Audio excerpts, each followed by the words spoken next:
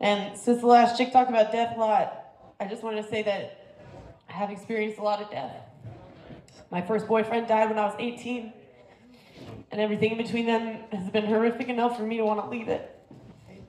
And I wrote this poem when I was 18 years old, and it said, "Color is nothing more than a transition from light. Day is nothing more than a transition to night. A loss is nothing more than somebody else's find. Are we anything more than memories in someone else's mind?" And I believe that his memory lives on. I met KJ at IMU. It's all made up. And I always told him he moved like a ghost. I can't listen. Called him Sneaky One. Yeah.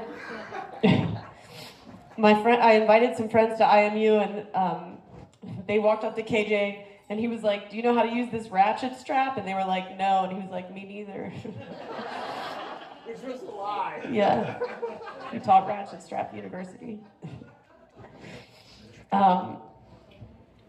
When I first met him, he said he wanted to get a tattoo of the map of Burning Man, so that if anybody asked where they were, he could just point to it.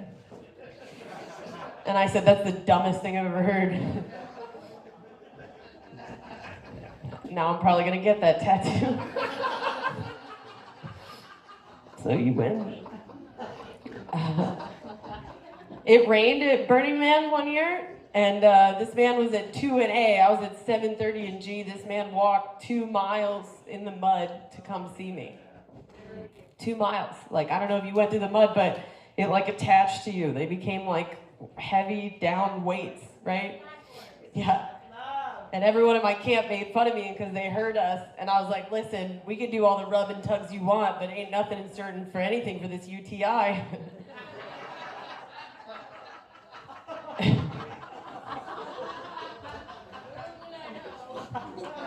And like, I never talked to anybody, so my campmates were very curious who this man was.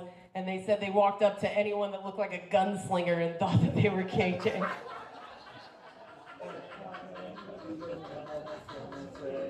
KJ and I spent the last few Christmases together. His house, I don't know if you've ever been in Pennsylvania, it's very charming, especially at Christmas. And we sat by the fire, and that's the first time I ever saw him chug milk. I thought it was the most disgusting thing I'd ever seen in my life. I called him a boil from Always Sunny in Philadelphia, because they used to bathe in milk. It was disgusting. I'd make him drive his truck around, and we'd go look at Christmas lights. And I would yell, "Santa can't see you," at houses that didn't have lights.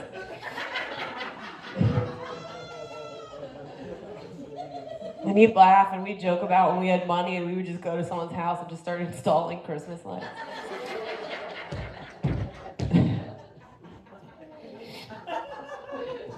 This last Christmas, his truck didn't work, so we didn't go to his house, and we were in this room that it's Fish's top floor. It has like this tunnel feeling in it, and it was Christmas, and we were getting all and I told him that the tunnel kind of looked like my canal, you know what I'm saying? Like,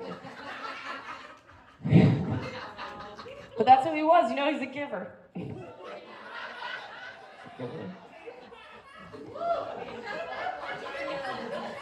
And I think he lives on through gifts. Every time you ever needed something, like he fixed my car without asking.